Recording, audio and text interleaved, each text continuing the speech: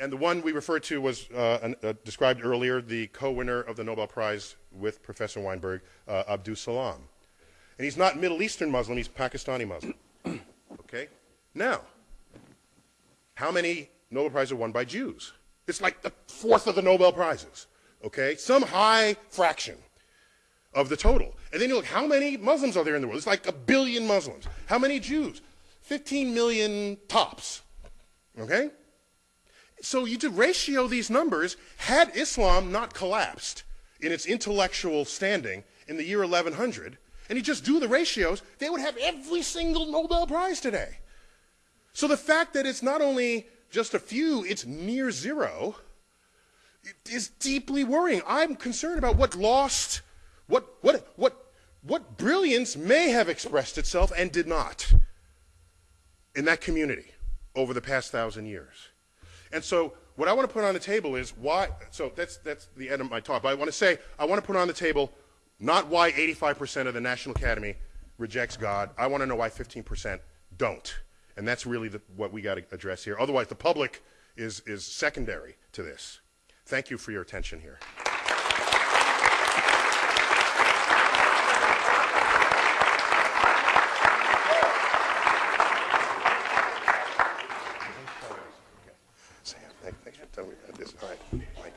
So I suspect there may be some questions from the people at the table, some responses. It's hard to know how to respond to Neil ever, but you know, the question that you asked about why 15% disturbs me a little bit, because this other presumption that you know, scientists are somehow not people, and that they don't have the same delusions, and you know, how many of them are pedophiles in the National Academy of Sciences? I don't know. How many of them are Republicans? You know,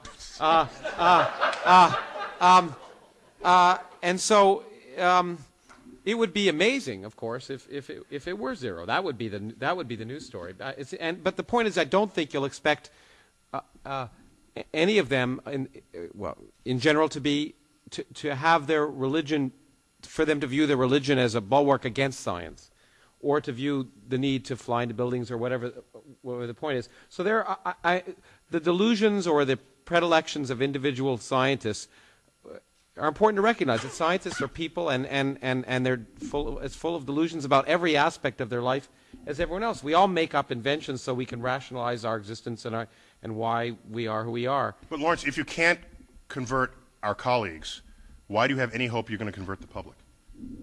I don't think we have to convert those people. They're fine. That's the point. They're doing science. They're no problem. That's why. I don't understand why you need to do that. The figure is actually, I believe it's 7%, not 15%. Yeah. It's even worse. but it's in a way it's sort of irrelevant, like you said. How many of them are also conservative or liberal? From a social scientist's point of view, it's just what are the different variables that go into somebody's belief system. So at the end of my book, Why People Believe Weird Things, the last chapter is called Why Smart People Believe Weird Things, which is the harder question to answer.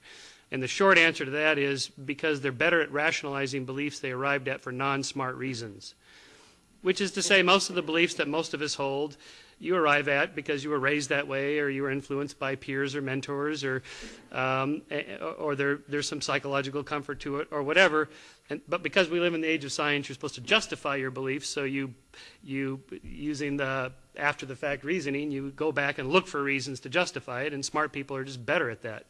And not just in religion, they're better at rationalizing why they're conservatives or liberals, or whatever economic ideologies they support, or whatever, across the board.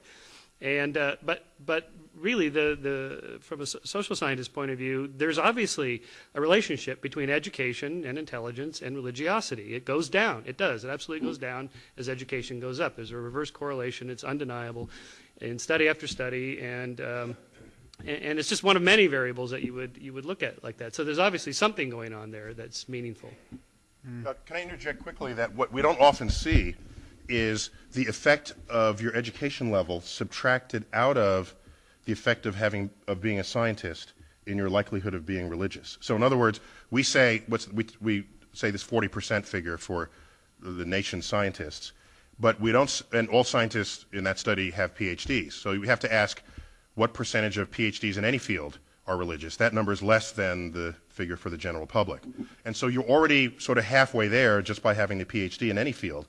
And now you ask, what effect does being a scientist have on it? And it's a smaller effect than we're otherwise granting it, if you don't otherwise cite the being educated I effect. think it was the engineers of the scientists were the most likely to believe, wasn't it? Sam? Yeah, and mathematicians and were high up. biologists were the least likely to believe. Yeah.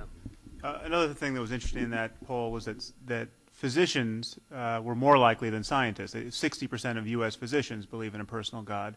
And I think that probably shouldn't be surprising, simply because physicians are the people who have to tell people all day long that they're going to die, or they tell the family that their family member is going to die. And I think death is very much central to this. This what is otherwise quite an astonishing feature of our discourse, that so many people believe the preposterous. I mean, there is no story that is going to so totally inure you to the tragedy of the death of your own child better than the story that she has been taken up to be with Jesus again, and you're going to see her in a few short years. And so these religious myths are paying enormous dividends, emotional dividends for people. And I think it is the job of science to present a fully positive account of just how we can be happy and in this world and reconciled to our circumstance. One which, the alternative that religion is essentially offering people in that situation is the alternative to learning how to grieve. I mean, rather than learn how to grieve as children, we learn how to believe that death doesn't exist, or is in some cases a good thing, the best thing that could possibly happen to you as you get in this cult of martyrdom. But one thing I think we should call attention to here is something that Michael brought up in his talk, is that there's a difference between, in a context like this, calling a spade and really calling delusion, and doing it across the board in every social situation where you become this boorish character who, you get into an elevator and you see someone with a cross around her neck and you lurch toward her and try to take away Jesus in that moment. This is not something that anyone, I think, is advocating. I'm probably one of the more strident people here, and I'm not advocating that. But I think that even here we are suffering the taboos that I'm trying to call attention to, and I know Richard quite eloquently and for many years has been calling attention to, the taboo around criticizing these esteemed religious myths. We can laugh at a belief in Zeus, but we can't laugh at a belief in Allah or the biblical God, even here. And I just want to point out that, I mean, our situation is so uncanny. I mean, we have a world that has been shattered by literature, and I think we have to marshal an emotional response the same response we would have if we woke up in a world tomorrow where, all the violence in the Middle East, all the bloodletting, all the wars and threat of future war was born of rival interpretations of the plays of Shakespeare, where the Jews like King Lear and the Muslims like Hamlet, and they're willing to blow themselves up in crowds of children over the difference.